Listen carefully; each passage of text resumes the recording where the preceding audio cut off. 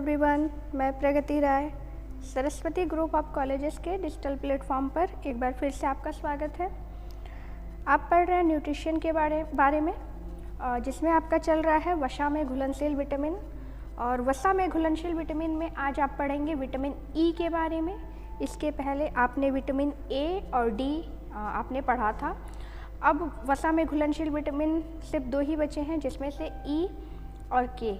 तो आज का क्लास विटामिन ई पर ही है। तो विटामिन ई, जिसको टोकोफेरॉल नाम से जानते हैं, यानी एक तरह से आप कह सकते हैं रासायनिक नाम इसका टोकोफेरॉल है। तो विटामिन ई से ई के बारे में यानी ई का इतिहास अगर हम देखें तो विटामिन ई की खोज सबसे पहले सन 1922 में इवांस तथा बिशॉप ने की थी। यानी इवांस और बिशॉप नामक दो वैज्ञानिकों ने विटामिन ई की खोज सर्वप्रथम की थी। और इन्होंने अपने प्रयोगों और अनुसंधान से यह सिद्ध किया कि चूहों में जो सामान्य प्रजनन की क्रिया संपन्न करने की जो एक क्षमता है वो विटामिन ए के बगैर पॉसिबल नहीं है। यानी एक तरह से देखा जाए तो प्रजनन क्रिया को करने में विटामिन ई का बहुत बड़ा रोल होता है। और इन्होंने ही विटामिन ई का नाम दिया था। इवांस और बिशॉप ने ही विटामिन ई का नाम दिया था। और यह कच्ची वनस्पतियों में पाया जाता है विटामिन ई। इसके अलावा कई अलग अलग वैज्ञानिकों ने अलग अलग समय में इसका शोध किया। इसके बाद सन 1936 में 1922 में तो इसका खोज हो चुका था। दोबारा 1936 में इवांस और उनके साथियों ने मिलकर गेहूं के भ्रूण के तेल से विटामिन ई को शुद्ध रूप से अलग किया था। यानी गेहूं के भ्रूण के तेल में विटामिन ई पाया जाता है, जो कि इन्होंने साबित किया, इन्होंने खोज निकाला।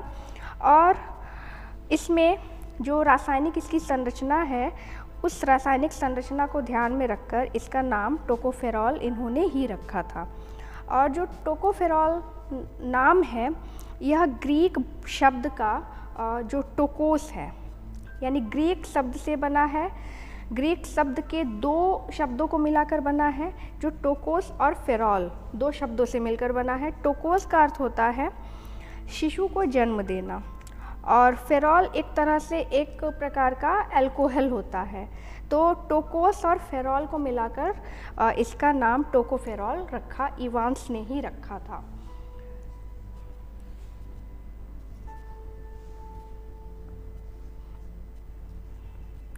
अगर इसकी रासायनिक विशेषताओं को देखा जाए तो रासायनिक विशेषताओं में विटामिन ई पीले रंग का तेल के समान होता है, और यह वसा में घुलनशील होता है, क्योंकि हम वसा में घुलनशील विटामिन के बारे में ही पढ़ रहे हैं।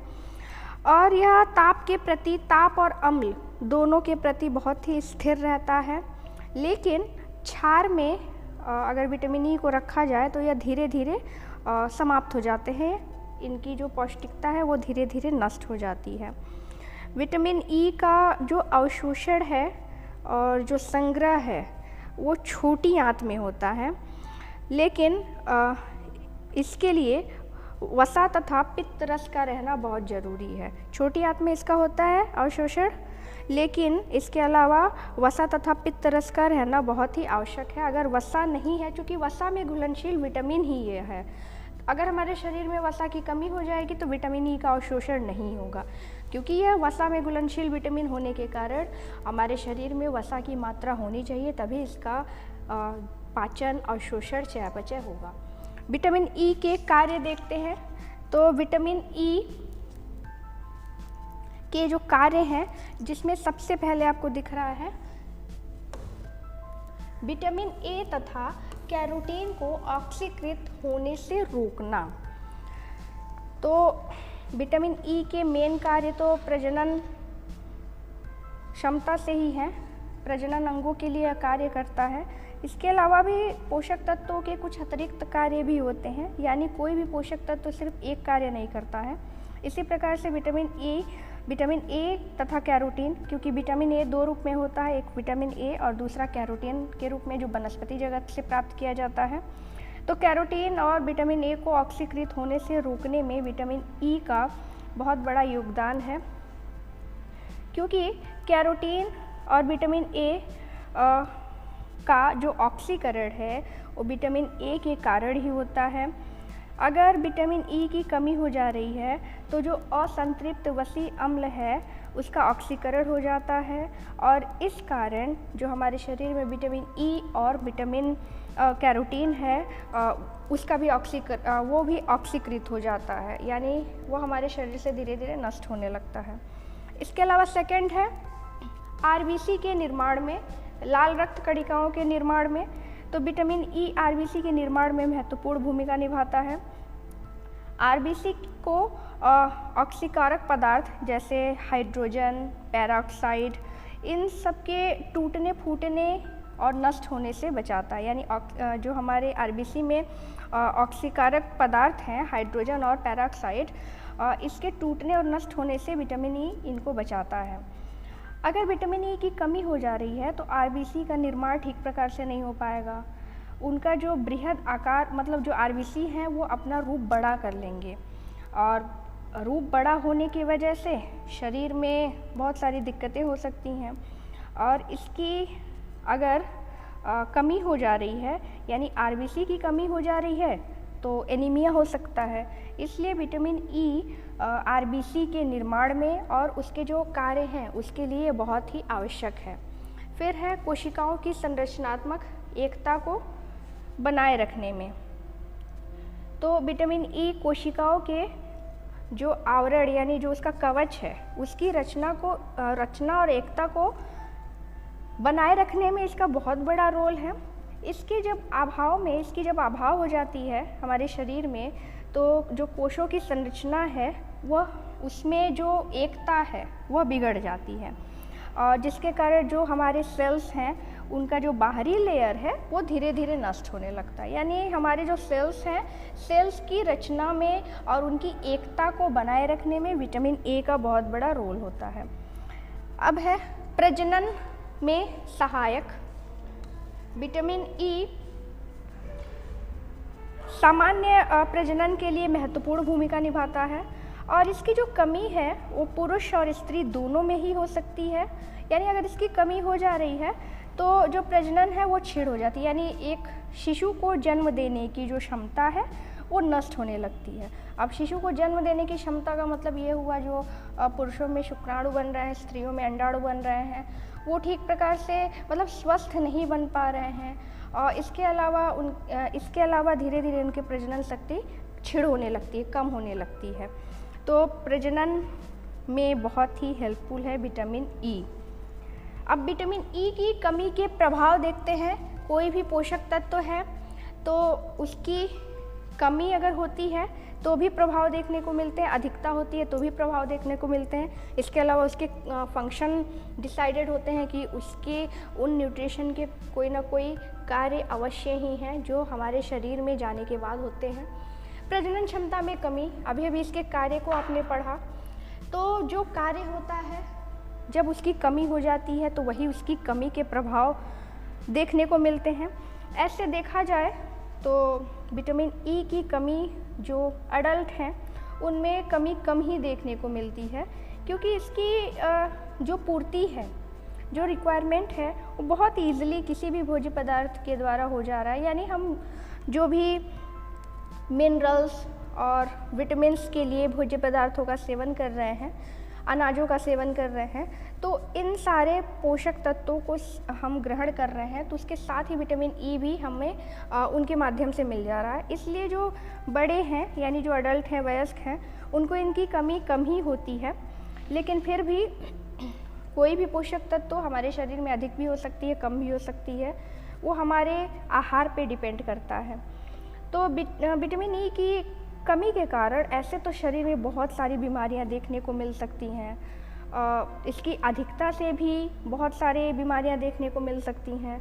विटामिन ई की कमी की वजह से स्किन पे भी असर दिखता है, यानी अक्सर विटामिन ई के जो कैप्सूल आते हैं अक्सर लोग उसका सेवन करते हैं, फेस पे लगाते हैं, ऑयल में लगाकर बालों में मसाज करते हैं। तो देखा जाए तो बालों के लिए, फेस के लिए बहुत ज़रूरी है।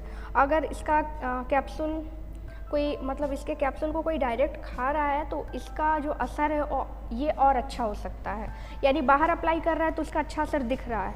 अगर इसका सेवन हम डायरेक्ट कर रहे हैं तो हमारे स्वास्थ्य के लिए बहुत अच्छा है, यानी स्किन ग्लो करता है, बालों में चमक आती है, स्किन में चमक आती है।